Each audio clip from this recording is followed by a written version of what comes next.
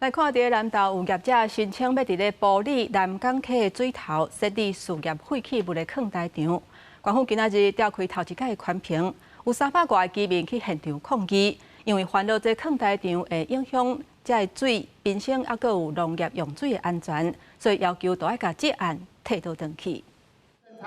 不予审查，别来找茬。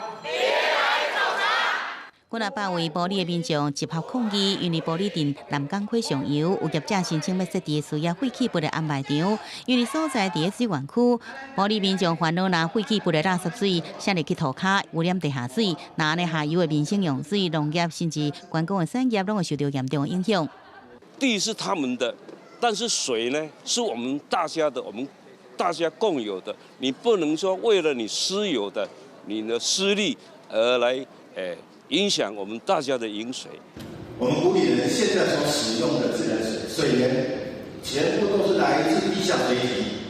自来水公司它的资料告诉我们，现在埔里完全不用地面水、地表水和渗浮游水。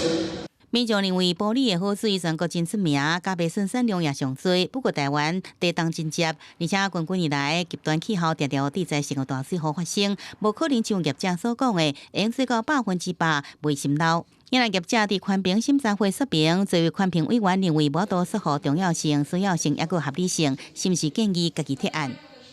完全没办法说明重要性、需要性跟合理性，何谈2阶？ 然后你们把所有的违法通通推到2阶，你们所有的回应通通推到2阶，到2阶再做，那你1阶都过不了关了，那你如何能做2阶？以民众来讲，跟这个讲这个闲乐设施，当然都没有人希望设置在自己的家里的附近了。但是在想说，我们要怎样达到双赢，大家都能接受的方法，我们再来做申请。 南投县环保局讲，因为这安排场选址伫山坡地，面积是24.62公顷，所以宽评委员对着编配稳定，也有水质的保护拢有疑虑。